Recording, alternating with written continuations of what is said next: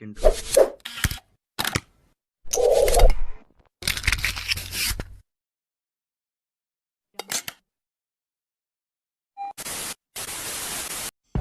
Bismillahirrahmanirrahim. Assalamualaikum warahmatullahi wabarakatuh. Bagaimana kabar kalian hari ini? Semoga kalian baik-baik saja dan selalu di lindungan Allah Ta'ala.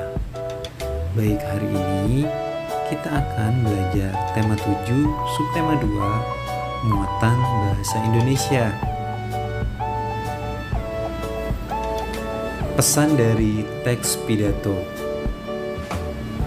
Pidato yang baik adalah pidato yang disampaikan dengan bahasa yang lugas dan disampaikan secara runtut. Oleh karena itu, pidato harus dirancang agar menjadi pidato yang singkat dan padat, serta pesan di dalamnya tersampaikan dengan baik.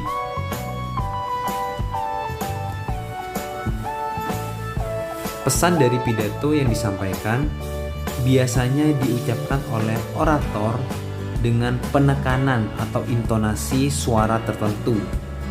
Hal ini bertujuan agar audiensi dapat menangkap pesan dari pidato.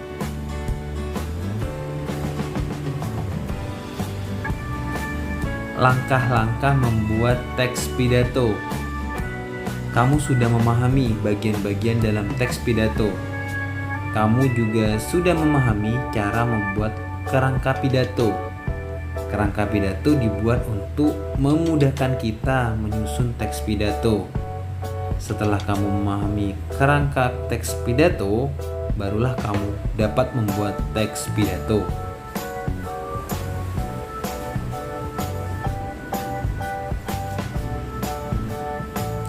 Berikut ini adalah contoh membuat kerangka atau rancangan pidato. Rancangan pidato, kita harus menentukan tema. Temanya ajakan gemar membaca. Lalu yang kedua, judul. Judulnya apa? Tumbuhkan minat baca masyarakat. Dan yang ketiga, poin-poin penting isi pidato. Yang pertama, salam pembuka berisi kalimat sapaan. Yang kedua, pendahuluan berisi pemaparan data tingkat literasi di Indonesia sesuai survei internasional. Yang ketiga, inti berisi pembahasan berupa manfaat membaca dan ajakan membaca. Dan yang keempat, penutup berisi ringkasan dan harapan untuk menumbuhkan minat baca. Dan yang kelima, salam penutup berisi permohonan maaf dan ucapan terima kasih.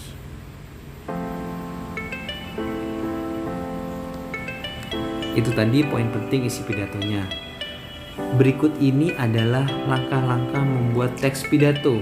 Yang pertama, menentukan maksud atau tujuan pidato. Yang kedua, mengamati pendengar dan situasi sekitar.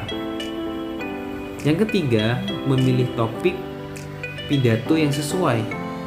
Yang keempat, membuat kerangka pidato. Dan yang kelima, menguraikan secara mendetail. Menyampaikan teks pidato. Teks pidato terdiri atas 3 bagian utama, yaitu pembuka atau salam pembuka dan kalimat pembuka. Yang kedua, isi, yaitu isi pidato, dan penutup, yaitu kalimat penutup dan salam penutup.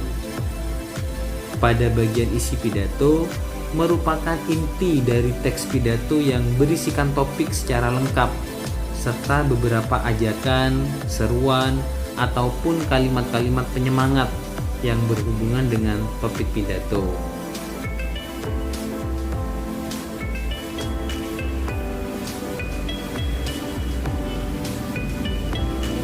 Isi pidato harus sesuai dengan tema atau topik pembicaraan. Dalam isi, tujuan pidato juga dapat diungkapkan. Setelah mengungkapkan tujuan, pembicara dapat menyampaikan pesan dalam pidatonya kepada pendengar. Hal-hal yang harus diperhatikan dalam membuat teks pidato. Yang pertama, pembukaan. Bagian pembukaan berisi salam pembuka dan latar belakang permasalahan. Dan yang kedua, isi. Bagian isi merupakan hal-hal penting dari maksud pidato. Dan yang ketiga, penutup. Bagian penutup berisi simpulan, saran, ajakan, dan salam penutup. Bagian ini sangat penting karena tersampaikan atau tidaknya maksud pidato kepada para pendengar dapat dilihat dari respon pendengar setelah bagian penutup pidato disampaikan. Hal-hal yang perlu diperhatikan saat menyampaikan pidato. Yang pertama, memahami isi pidato. Yang kedua, mampu mencairkan suasana. Yang ketiga, tidak hanya melihat pada teks. Dan yang keempat, menggunakan bahasa yang baik. Yang kelima, menggunakan gerakan tubuh yang wajar. Yang keenam, menggunakan intonasi dan ekspresi wajah yang tepat. Dan yang ketujuh, berpenampilan sopan, percaya diri, dan penuh semangat.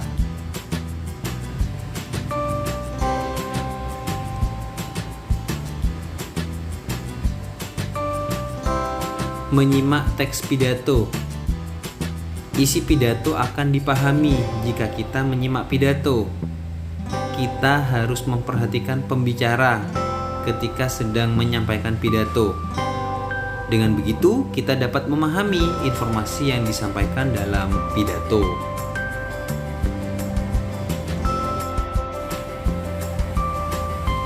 Sebagai contoh, coba kalian simak atau perhatikan pidato berikut ini. Assalamualaikum warahmatullahi wabarakatuh. Bapak dan Ibu guru yang saya hormati, teman-teman yang saya cintai, sebelumnya marilah kita panjatkan puji syukur kehadirat Tuhan Yang Maha Esa, karena atas rahmat-Nya kita dapat berkumpul di aula ini dalam keadaan sehat.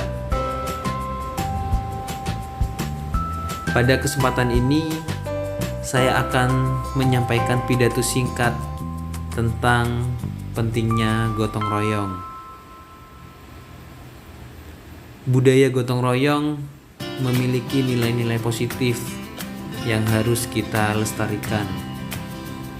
Gotong royong bisa meningkatkan rasa persatuan dan kesatuan dalam masyarakat.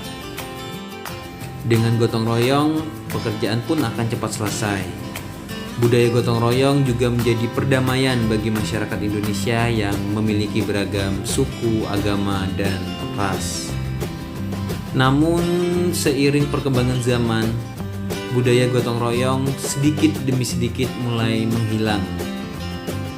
Masyarakat mulai sibuk dengan urusan pribadinya sehingga tidak memiliki waktu untuk bersosialisasi dan memperhatikan kepentingan sosial. Saya ingin mengajak teman-teman untuk menumbuhkan kembali sikap gotong royong yang merupakan warisan budaya luhur bangsa Indonesia. Demikian pidato yang bisa saya sampaikan.